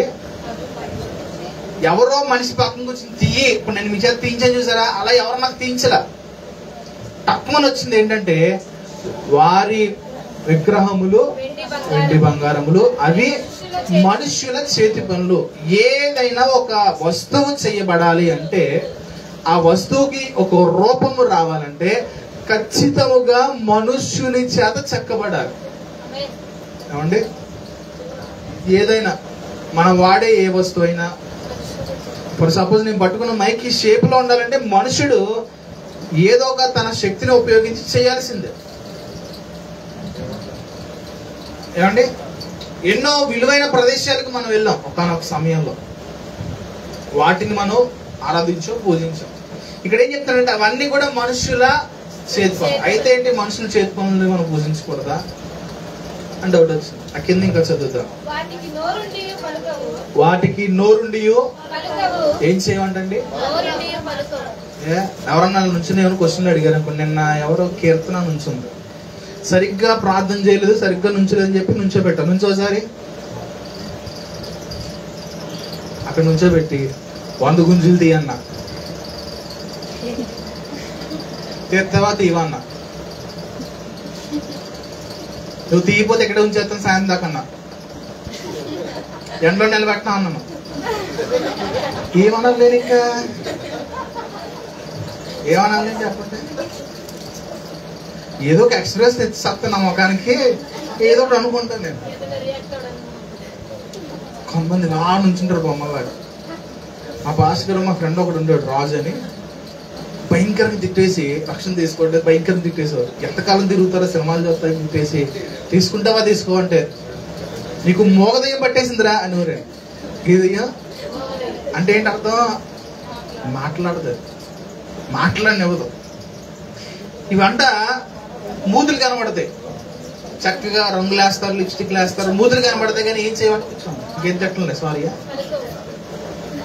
అక్కడ గుంజీలు తీయలేదు, తిట్టేసాను అండి.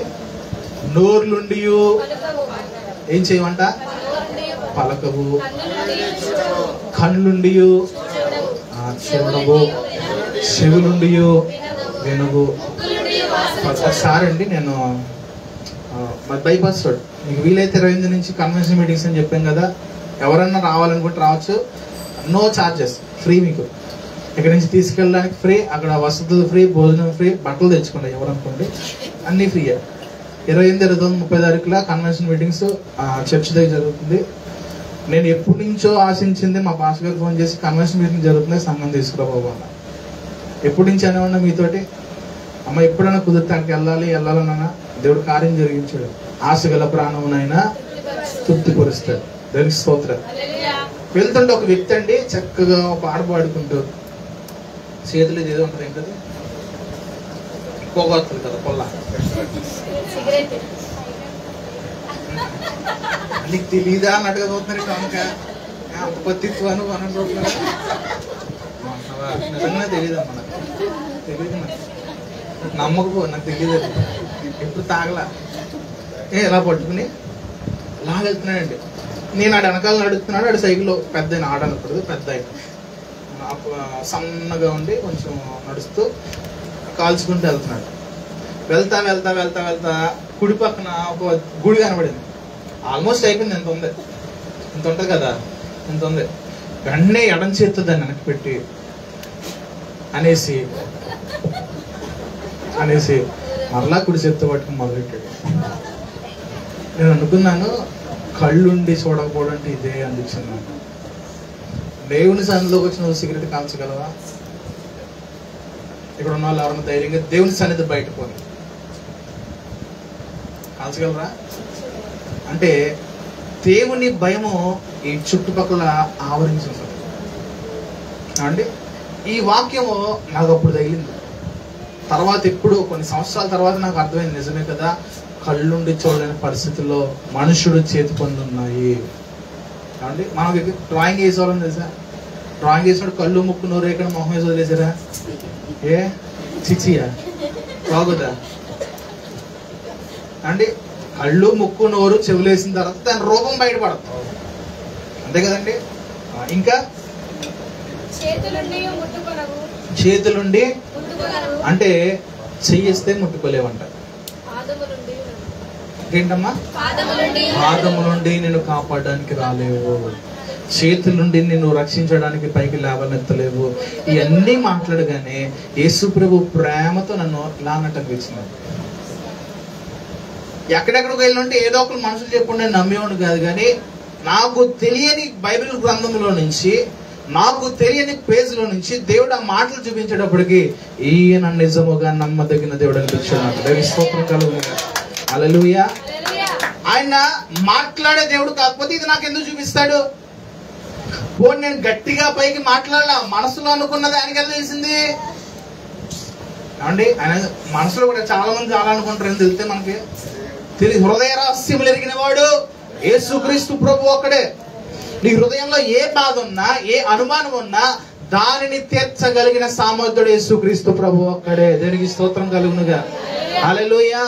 చేతులుండి అవి సహాయం చేయలేని పరిస్థితిలో ఉంటే, నువ్వు ఆపదలో ఉన్నప్పుడు, నశించుచున్న పరిస్థితిలో ఉన్నప్పుడు, ఊబులో కూరుకుపోతున్నప్పుడు ఆయన హస్తమే నిన్ను పైకి లేవనెత్తింది. ఆయన దక్షిణ హస్తముతో తన ప్రజలను రక్షిస్తున్నవాడు ఆయన. దేనికి స్తోత్రం. నువ్వు శ్రమల గుండా నడుస్తున్నప్పుడు ఏ పాదము నీతో రాదు, ముళ్ళ కంచుల్లో నడుస్తున్నప్పుడు ఏ పాదము నీతో రాదు, కానీ నువ్వు భయంకరముగా ఒంటరి స్థితిలో అనుభవిస్తూ నడుస్తున్న పరిస్థితిలో సైతము నీకు ముందుగా నడుచువాడు నీ దేవుడని యెహోవా మాత్రమే. దేనికి స్తోత్రం కలుగునుగా. హల్లెలూయా. ఆయన తన ప్రజల కొరకు ఎక్కడికైనా సరే రాగల దేవుడు అండి. నువ్వు ప్రేమించు, ప్రేమించకపో, నువ్వు ఆయన దేవుడికి అంగీకరించకపో, నీవు కనుక ఆయన ప్రేమను అర్థం చేసుకోవడానికి ప్రయత్నం చేయగలిగితే నీ జీవితంలో అద్భుత కార్యము మొదలైపోయినట్టే. దానికి స్తోత్రం కలుగునుగా. హల్లెలూయా. ఏ మనుషుడు కూడా వ్యక్తిగతముగా దేవుని గురించిన పూర్తి జ్ఞానం ఇంకొక మనిషికి ఇవ్వలేడు. ఏ మనుషుడు, ఎందుకంటే అడిగి సరిగ్గా తెలియదు కాబట్టి. ఒక మనిషికి వ్యక్తిగతమైన జ్ఞానం కావాలంటే దేవుని దగ్గర మాత్రమే పొందుకోవాలండి. నీకు అర్థమవుతుంది లోపల దేవుని ఏంటో, నీలో లోపల ఒక సంభాషణ దేవుని ఆత్మతో నీకు జరుగుతూ దేవుని గూర్చిన జ్ఞానము నీకు దేవుడు బయలుపరుస్తూ ఉంటాడు. ఇర్మియా గ్రంథంలో ఒక మాట చక్కగా ఉంది, నన్ను గూర్చి మీరు విచారణ చేసిన నన్ను నేను మీకు కనుపరుచుకుంటాను అంటున్నాడు ప్రభు. ఎప్పుడన్నా అడిగేవా నువ్వు? ఈ లోకంలో ఎంతో మంది లోక కళ్యాణం కొరకు అనేకమైన పాపములు చేసుకుంటూ వచ్చారు. ఏ పాపము కూడా చేయకుండా నిలబడగలిగిన వాడు యేసు ప్రభువు మాత్రమే. నిలబడిన వాడు, నిలబడగలవాడు కూడా కాదు, నిలబడ్డాడు ఆయన. ఎవరైనా ఒక వ్యభిచారి పట్టబడితే నువ్వేం చేస్తావు? ఒక వ్యభిచారి పట్టబడితే నువ్వేం చేస్తావు? అసహించుకుంటాం కదండి, ఖచ్చితంగా అసహించుకుంటాం. ఆయన అంటున్నాడు, నీలో ఎవడైనా పాపం చేయాలంటే అప్పుడు అసహించుకుని అంటాడు. ఏం చేయమన్నాడు ఆయన? దేవుడు ప్రతి హృదయాన్ని ఎరిగినవాడు అంటాడు. ఆయనకి మరుగైంది కానీ దాచబడేది కానీ ఆయన కనబడకుండా ఉండేది ఏది లేదు. మనుషుని ఆలోచన ఆయనకు బాగా తెలుసు. దేనికి స్తోత్రం. ఒక ఆశీర్వాదము కానీ లేదా ఒక వరమే కానీ ప్రభువు నీకు ఇవ్వాలంటే నీ ఆలోచన తెలుసుకునిస్తాడు ఆయన. ఏం చేస్తాడు? మనిషి ఏది పడితే అడుగుతాడు. అవునండి, మనిషి ఏది కావాలంటే అధికారం ఈ ప్రభువా, అది ఈయన ఇది ఈయన అని చెప్పి అడుగుతాడు. కానీ దేవునికి ఏది ఇవ్వాలో ఏది ఇవ్వకూడదో తెలుసు. దేవునికి స్తోత్రాలు. తెలిసినవాడు దేవుడు అవుతాడు. అది మనుషులకి కీడు చేసేది అనుకోండి, లేదా నీ జీవితాన్ని పాడు చేసేది అనుకో, దేవుడు దాన్ని ఎంత మాత్రం కూడా ఇచ్చేవాడు కాదు. నీవు దేవునికి మహిమార్థంగా ఏ కార్యములు చేయడానికి ఇష్టపడుతున్నావో, నీ కుటుంబము ఆశీర్వాదంలో నిలబడడానికి ఏదైతే నువ్వు కావాలని ప్రభు దగ్గర ఆశిస్తున్నావో, దేవుడు దాన్ని ఇవ్వగలుగుతాడు. దానికి స్తోత్రం. ఇక్కడ కీర్తనకారుడు ఏమంటున్నాడు 8:4 త్వరగా చదువుకుందాం. నీవు మనుషుల్ని జ్ఞాపకం చేసుకోవడానికి వాడేపాటు. ఒకసారి నిన్ను పరిశీలన చేసుకో, ప్రశ్న వేసుకో. నిజమే కదా, దేవుడు నన్ను చూడడానికే గాని, లేదా నన్ను ఆలోచన చేయడానికి, నన్ను జ్ఞాపకం చేసుకోవడానికి నా జీవితం ఏ పాటది అని చెప్పి ఆలోచన చేసుకో. మనం గొప్పవారం కాదు. పోనీ మనకున్న ధనము దేవుడి దగ్గరికి తీసుకురాగలదా అంటే తీసుకురాలేదు. మనకున్న నీతి యథార్థమైన కార్యములు దేవుని దగ్గర తీసుకురాగలవు అంటే అవి ఏమీ కూడా దేవుని దగ్గర తీసుకురాలేవు. ఎందుకంటే దేవుని వాక్యం సెలవిస్తుంది, ఈ లోకములో ఉన్నటువంటి నీతి దేవుని దృష్టికి మురికి గుడ్డలుగా ఉన్నాయి. దేవునికి స్తోత్రం. ఎలా ఉన్నాయమ్మా? ఆయనకేం కనబడట్లేదు. నువ్వు ఎప్పుడు నీతిమంతురాలుగా తీర్చబడతావు అంటే యేసు క్రీస్తు ప్రభునందు విశ్వాసం ఉంచినప్పుడు మాత్రమే నీతిమంతులుగా మనం మార్చబడతాం. తర్వాత ఇంకో మాట ఏంటి అక్కడ? నీవు నరపుత్రుణ్ణి దర్శించుటకు వాడేపాటు. దర్శించడం అంటే ఏంటి అర్థము అండి? దర్శనం ఎలా చేస్తారు? దూరం నుంచి చేస్తారు, దగ్గర నుంచి చేస్తారా? దూరం నుంచి చూసేస్తారా? అయిపోయింది చాలనుకుంటారా? దర్శనం అంటే ఎలా చేస్తారు? దగ్గరగా వస్తారు కదా. అమ్మా అయిపోయిందా జడేసుకోవడం? బాగా వేసుకుంటుంది కదా. ఏం చెప్తున్నా? జడబాయిస్తామని చెప్తున్నా. మంచిది. దేవుని స్తోత్రం కలుగుగా. దర్శనం అంటే ఎలాగండి? దగ్గరగా. మనం వెళ్ళడం కాదు, ఆయన నీ దగ్గరికి వస్తున్నాడు. టికెట్ కొనుక్కోవాల్సిన అవసరం లేదు, పాదయాత్ర చేయాల్సిన అవసరం లేదు, బస్సు ఎక్కి, రైలు ఎక్కి, ఫ్లైట్ ఎక్కి ప్రయాణాలు చేయాల్సిన అవసరం లేదు. నీవు నిలబడిన చోట యేసయ్యా అని అనగలిగితే పరలోకములో సింహాసనం విడిచిపెట్టి నీకు సమీపముగా రాగలిగిన దేవుడు ఆయన. దేవునికి స్తోత్రం కలుగునుగా. హల్లెలూయా, హల్లెలూయా. అదండి దర్శనం. అంటున్నాడు దావీదు, ప్రభువా ఎన్నిసార్లు వచ్చి ఆయన దర్శించబోతే ఈ మాట అంటాడు. ఇప్పుడు అన్నావు నువ్వు ఎందుకు వచ్చావు ప్రభు అని. రావట్లేదు ప్రభు అంటే రకాలంగా, మనం ఎందుకు వచ్చావు రకాలంగా మనం అసలు ఏమండి అని ఆలోచన చేస్తున్నాడు. ఎన్నోసార్లు ప్రార్థన చేస్తున్నప్పుడు, ప్రభువుని స్తుతిస్తున్నప్పుడు దేవుని యొక్క శక్తి అనుభవించేవాడు దావీదు. దేవుని యొక్క సన్నిధి అతన్ని ప్రకాశింపచేయడం అతను చూస్తూ ఉండేవాడు. అందుకే అనుకున్నాడు, అసలు మనుష్యుడు దర్శించడానికి, మనుష్యుడిని నువ్వు దర్శించడానికి వాడు ఏ పాటి వాడు ప్రభువా. మనుషుడు ఎప్పుడైతే తను తగ్గించుకుంటాడో ఈ మాటలు వస్తాయి. తన బ్రతుకు అసహ్యమైందని ఎప్పుడైతే అనుకుంటాడో ఆ మాటలు బయటపడతాయి. అలాంటి దేవునికి స్తోత్రం కలుగునుగా. కొంతమంది అనుకుంటారు నేను మంచివాడిని అందుకే యేసు ప్రభు పట్టుకున్నాడు అంట. సాక్ష్యాలు చెప్తారు కొంతమంది, నేను మంచిదానండి అందుకే యేసు ప్రభుకి నేను దొరికాను. అమ్మా నేను మంచివాడిని అందుకే యేసు ప్రభు నాకు దొరికాడు అంటారు. అంటే ఏదో పెద్ద వజ్రంలా ఫీల్ అవుతాం మనం. నువ్వు మంచివాడు అని కాదు, కానీ మనుషులు ఎవరో నేను లక్ష్య పట్టట్లేదు కాబట్టి నేను ప్రేమించాడు. దానికి స్తోత్రం కలుగునుగా. హల్లెలూయా. లోకంలో యేసు ప్రభు దగ్గరికి వచ్చిన ప్రతి వ్యక్తి సాక్ష్యాన్ని మీరు అడగగలిగితే అతడు ఏదో ఒకటి కోల్పోయిన తర్వాత నిరాశ్రయమైన పరిస్థితిలో, చుట్టూ ఎవరు లేని పరిస్థితిలో ఉన్నప్పుడు యేసు ప్రభు పట్టుకోవడం మీరు చూడగలుగుతారు. ఎప్పుడండి? నిరాశ్రయమైన పరిస్థితిలో, ఇంకా ఏ సహాయము నా జీవితము లేదు అన్న పరిస్థితిలో యేసు ప్రభు పట్టుకున్నాడు వ్యక్తిని. అందరూ ఉన్నప్పుడు యేసు ప్రభుకి చెప్పండి, ఆ యేసు ప్రభు గురించి చెప్పండి ఎవరికన్నా అంటారా? నీ చుట్టూ 10 మంది స్నేహితులు ఉన్నారు, ఇలా వచ్చేసావు, నీకు అంత ఏ సహాయం కావాలో 10 మంది చేస్తారు. బాబు యేసు ప్రభుని నమ్ముకోనైనా నీ జీవితాన్ని రక్షిస్తాడు, కాపాడుతాడంటే నమ్ముతావా? ఏమంటావు? యేసు ప్రభు సరస్వతం అంటే. మొన్న చనిపోయారు ఒక ఆయన, పెద్ద ఆయన, ఫారంలో పాస్టర్ గారు, ఎవరిపైన బిల్లీ గ్రహం గారు. బిల్లీ గ్రహం గారు పరిచయం చేస్తున్న కాలంలో, ఆయనకు 40 సంవత్సరాల వయసు కాలంలో దేవుడు ఒక దర్శనం చూపించాడంట. ఆ సమయంలో ఉన్నటువంటి ఒక అందమైన హీరోయిన్, ఇక్కడ వాళ్ళు కాదు అక్కడ వాళ్ళు, ఒక అందమైన హీరోయిన్ మంచి క్రేజ్ లో ఉంది, మంచి సినిమాలు చేసుకుంటుంది, మంచి ధనం సంపాదించుకుంటుంది, వెనక ఎదరా ఇంక చూసుకోవాల్సిన పరిస్థితులు, ఫ్యూచర్ కూడా సిద్ధమైపోయింది ఆ అమ్మాయి చూసుకున్నాడు. దేవుడు ఈ దైవజనుడికి ఒక దర్శనం చూపించి, పలానా అమ్మాయి చనిపోబోతుంది, నీవు అమ్మాయికి దేవుని సువార్త ప్రకటించని చెప్పి దేవుడు చూపించాడంట. సరే అని చెప్పి సేవకుడు ఒక మెసేజ్ పెట్టడం లేదా ఎవరి ద్వారా పంపిస్తే, ఆమె అప్పట్లో ఈ మెసేజ్ లేవు కదండి, ఏం చేశాడంటే అపాయింట్మెంట్ తీసుకుని వెళ్ళాడు. వెళ్ళి త్వరగా చెప్పు నాకు టైం లేదని అంటాడు. ఏమందే త్వరగా చెప్పు టైం లేదు, బాగానే చెప్తున్నావు కానీ ఇదిగో దేవుడు నీతో మాట్లాడమన్నాడు, దేవుడు నువ్వు తెలుసుకోమంటున్నాడు, నీ జీవితాన్ని మార్చుకోమంటున్నాడు, యేసుక్రీస్తు ప్రభు నిజమైన దేవుడు అని చెప్పి నువ్వు అంగీకరించు అని చెప్పి మాట్లాడుతుంటే ఆమె అయిపోయింది చెప్పడం. ఏం చెప్తున్నా, నా వయసు ఎంత తెలుసా 20, ఏంటి నాకు అపాయం కలుగుద్దా, చచ్చిపోతున్నా, నాకు వెనకాల బోల్ సినిమాలు ఉన్నాయి, బోల్ డబ్బు ఉంది, చూసుకోకల 100 సంవత్సరాలు పోతుందని నేను అన్నాను. ఇల్లు ఇంకా అంది. వెంటనే వెళ్ళిపోయాను. వెళ్ళిపోయిన 4 రోజులకి అమ్మాయి ఒక హోటల్లో, ఆ హీరోయిన్ ఒక హోటల్లో మందులు ఉంటాయి అంటారు, నిద్ర మాత్రలు మింగేసి చచ్చిపోయిందంట. ఏమైంది? నీ ధనము, నీ అందము, నీ పలుకుబడి కానీ, నీకున్న ఆస్తిపాస్తులు కానీ, నీకున్న బలగం కానీ, సెక్యూరిటీ గార్డ్స్ కానీ ఎవరైనా మరణం నుంచి తప్పించారా అండి? ఎవరిని రక్షించగలిగారా? ఎవరన్నా రాగలిగారా? దేవుడు ప్రతి మనిషిని కూడా రక్షించడానికి ఇష్టపడినవాడు అండి. దానికి స్తోత్రం కలుగుతాడు.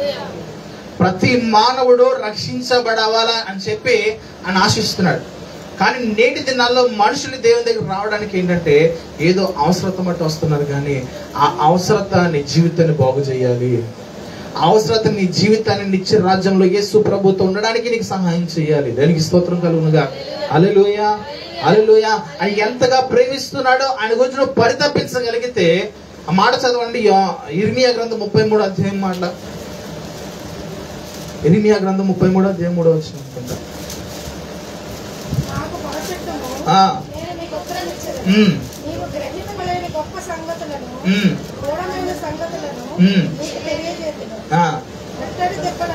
చాలండి. ఇంకో మాట కూడా ఉంటుంది, దాన్ని మీకు కనుపరుచుకుందు అని మాట ఉంటుంది ఇర్మియా గ్రంథంలో.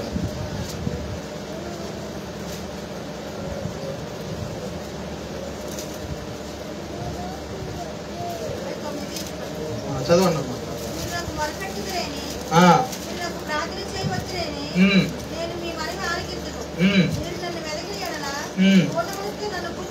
పూర్ణ మనస్సుతో నన్ను గూర్చి మీరు విచారణ చేసిన యెడల, మీకు డౌట్ ఉందా ఒకవేళ యేసు ప్రభు ఎలాంటోడు అని చెప్పి, పూర్ణ మనస్సుతో విచారణ చేయడం మొదలెట్టింది.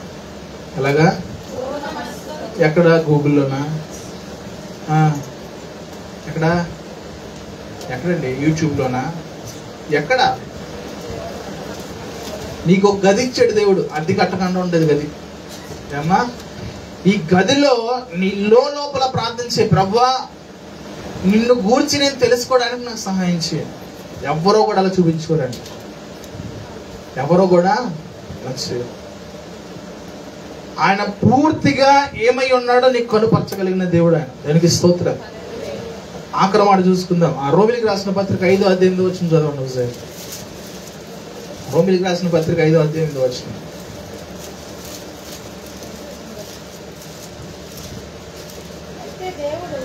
అయితే దేవుడు మన ఎడల తన ప్రేమను వెల్లడిపరుస్తున్నాడు. ఏం చేస్తున్నామా దేవుడు? ఎలాగంటే మనం ఇంకనూ పాపులమై ఉండగానే క్రీస్తు మన కొరకు చనిపోయాను. చాలండి. ఆయన ఏం చేశాడంటే తన ప్రేమను వెల్లడిపరుస్తున్నాడు, అంటే రుజువు చూపిస్తున్నాడు. ఏం చేశాడమ్మా? రుజువేంటి అని అడిగితే ఒకటే చూపిస్తాడు ఆయన, నీ కొరకు కల్వరి శిలువ మీద వెరలాడిన స్థిరం చూపిస్తాడు ఆయన. నీ కొరకు అనేకమైన కొరడా దెబ్బలు చూపిస్తాడు ఆయన. నీ కొరకు చేల్చబడిన ఆయన శరీరమును చూపిస్తాడు, చిందించబడిన రక్తమును చూపిస్తాడు. దేనికి స్తోత్రం. ఆయన పొందిన అవమానములు చూపిస్తాడు. ఇవన్నీ ఎవరి కోసం అంటే నీ కోసం. ఎవరి కోసం అమ్మా చెప్పండి? పక్కల కోసం అని చెప్పండి, వెనకల కోసం అని చెప్పండి, ఎదురుల కోసం అని చెప్పండి. ఇప్పుడు అందరి చెయ్యి నా వైపు చూపించి నీ కోసం అని చెప్పండి. ఎవరి కోసం అమ్మా? మన కోసమే. దేనికి స్తోత్రం. ఆ విషయాన్ని నువ్వు గ్రహించగలిగితే దేవుని ప్రేమను అర్థం చేసుకున్నట్లే.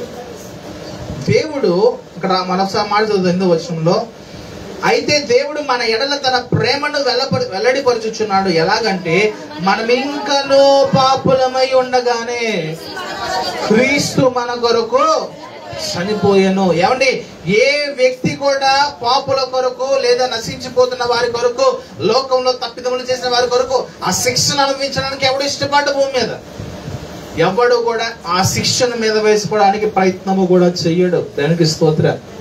హల్లెలూయా. అయితే యేసు ప్రభు చేసింది ఏంటంటే నీ మీద ఉన్నటువంటి ఆ శాప భారమునంతటిని కూడా ఆయన పైన వేసుకున్నాడు. దానికి స్తోత్రం. ఏం చేశాడంట? వేసుకున్నాడు. పూర్వీకులు చేసినటువంటి శాపాలు ఉంటాయండి. ఏముంటాయి నీకు తెలియదు. నీ పితరులు ఎవరో చేసిన శాపం ఇంకా నేను వెంబడిస్తూ ఉంటుంది. ఒక్కొక్కసారి కుటుంబాల్లో మనశ్శాంతి ఉండదు. కుటుంబాలు ఎప్పుడు చూసినా ఏదో ఒక శోధన, వేదన, రోదనలు వెంబడిస్తూనే ఉంటాయి. రోగాలు వెంబడిస్తూ ఉంటాయి.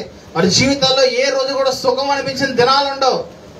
ఎందుకు కారణం అంటే పూర్వీకుల ద్వారా వచ్చినటువంటి శాపం ఒక్కొక్కసారి మనం దేలుబాటు చేస్తూ ఉంటదంట. దానికి స్తోత్రం కలుగునుగా. హల్లెలూయా. నీవు చేయకపోయినప్పటికీ మనుషుడు ఏదో రూపంలో చిన్న వయసుని పెద్దవాళ్ళకి ఏదో పాపం చేస్తాడు చేయడం. నీ దృష్టిలో అది పాపం కాకపోవచ్చు, నీ దృష్టిలో తప్పు కాకపోవచ్చు, కానీ దేవుడి న్యాయ విధుల ప్రకారంగా అయితే అది ఖచ్చితంగా పాపమే. పాపం వల్ల వచ్చే జీతం ఏంటి? అన్నిటికీ ఒకటే, మరి మరణం తప్పించబడాలిగా. మనం ఈ శరీరం అయితే ఒక రోజున నిష్ప్రయోజనంగా మార్చబడుతుంది, కానీ నీలో ఉన్నటువంటి ఆత్మ అక్షయతం ధరించుకోవాలి. నీలో ఉన్నటువంటి ఆత్మ శాశ్వతమైన రాజ్యంలోనికి వెళ్ళాలి. దేనికి స్తోత్రం కలుగునుగా. హల్లెలూయా. నీ నీతి నీలో ఉన్నటువంటి ఆత్మను శాశ్వత రాజ్యంలో తీసుకువెళ్ళలేదు, కానీ నీవు ఎవరినైతే విశ్వసించాలని దేవుని వాక్యం సెలవిస్తుందో యేసుక్రీస్తు ప్రభునందు ఆయన ప్రేమను అర్థం చేసుకుని విశ్వసించగలిగితే నీలో ఉన్నటువంటి ప్రతి దోషమును, శాపమును ఆయన కొట్టివేస్తాడు. దేనికి స్తోత్రం. హల్లెలూయా. హల్లెలూయా. పరమగీతములు 1వ అధ్యాయము 4వ వచనం చదువుదాం.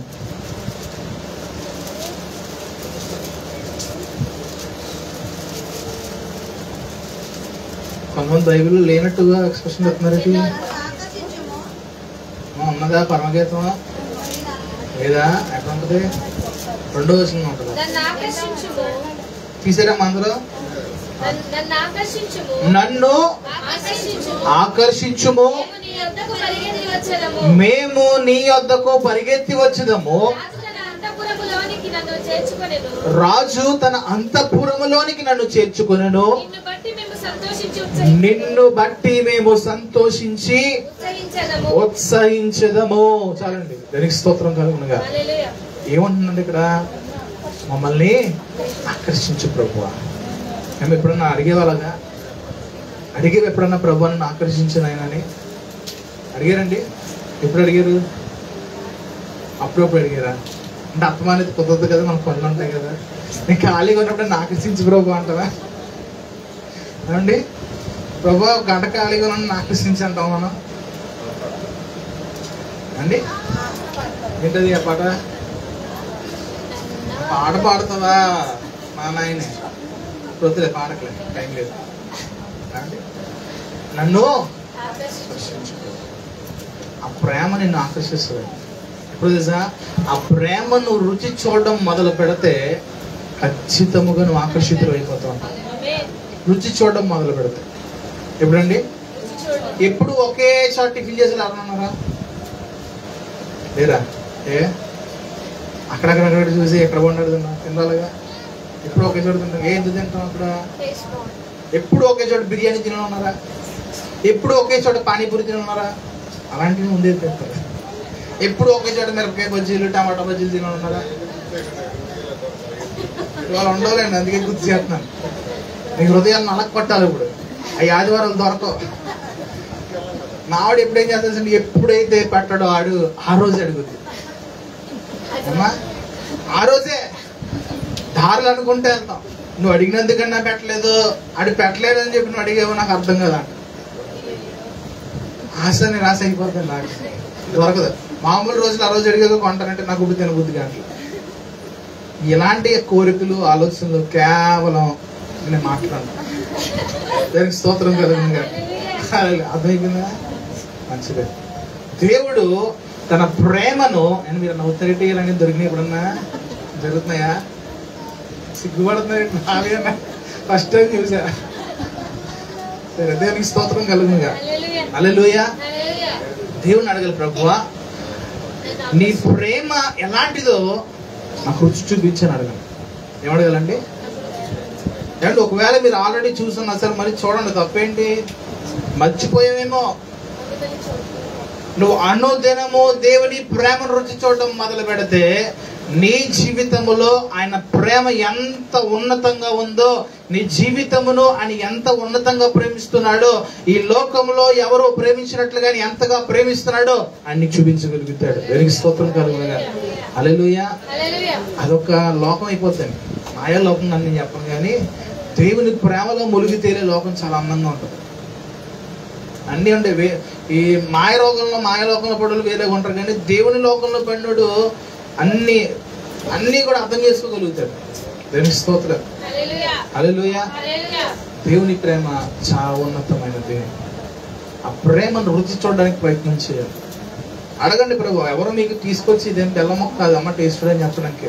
నీ వ్యక్తిగతంగా దేవుని హృదయంలో నువ్వు ఖాళీ సమయంలో ప్రభువా నన్ను ఆకర్షించు, నీ ప్రేమను రుచి చూడడానికి నాకు సహాయం చేయని చెప్పి నువ్వు అడగగలిగితే దేవుడు తన ప్రేమను నీకు వెల్లడి చేస్తాడంట. దేవునికి స్తోత్రం కలుగునుగా. హల్లెలూయా. అప్పుడు నువ్వు ఆయన యందు ఉంటావు, ఆయన నీ యందు ఉంటాడు. దేవుడు మనకు తోడుగా ఉంటే ఏంటి మనకు కావాలి? ఇంకా ఏమండి? దేవుడే నీకు తోడుగా ఉంటే నీకేం కావాలి? నీకు కావాల్సిన సమస్తము నీ హృదయంలో రాక మునిపే, నీకు ఆలోచన పుట్టక మునిపే ప్రభువు దాన్ని నీకు చేయగలిగిన దేవుడు. దేవునికి స్తోత్రం. నీ కుటుంబ పరిస్థితులే కానీ, నీకు జీవితంలో పరిస్థితులు కానీ, కలుగుతున్నట్టు వ్యతిరేకతలే కానీ, నీకు అన్ని ఆటంకములుగా ఉన్నా సరే నీవు ఆయనలో కనుక నిలబడగలిగితే, ఆయన నీ జీవితంలో అడుగు పెట్టాడంటే చాలు, అవన్నీ కూడా తారుమారైపోతాయి. లేనిది ఉన్నట్టుగాను, ఉన్నది లేనట్టుగా చేయగలిగిన సమర్థుడి దగ్గర మనం ఉన్నాము. దేవునికి స్తోత్రం కలుగును గాక. హల్లెలూయా. ఆయన యందు భయభక్తులు గల వారి యందు తన కృప కొరకు కనిపెట్టి వారి యందు యెహోవా ఆనందించువాడయ్యను అని చెప్పి దేవుని వాక్యం సెలవిస్తుంది. ఆయన నువ్వు అడుగుతున్న దాన్ని బట్టి చిరాకు పడే దేవుడు కాదండి. మనుషులకి ఏమొస్తుంది? పదే చెప్తే ఏమవుతుంది? ఇప్పుడు చూసిన బాగలేదు ఆయన సరిపోదానంటే ఇటు మనం ఎత్తి పెడుతున్నాంట. అవునండి. యేసు ప్రభు అయితే చాలా చక్కగా అంటాడండి. మనుషులు చెప్పడం మానేసండి. ఎవరు చెప్పాలమ్మా? ఎవరికి? యేసు ప్రభుకు చెప్పండి. యేసు ప్రభుకు ఎలా చెప్తావు చెప్పుకో. చాలా ఓపికగా అంటాడండి. దేవుని స్తోత్రం. ఓపిక వినడం మాత్రమే కాదు, మరలా నువ్వు ఆ మాట నీ నోట్లో పలకకుండా చేయగలిగిన దేవుడు ఆయన. దానికి స్తోత్రం కలుగునుగా. అటువంటి కృపలో, అటువంటి బలమైన ప్రేమలో ప్రభు మనందరినీ నింపి అంతవరకు నడిపించును గాక. ఆమేన్.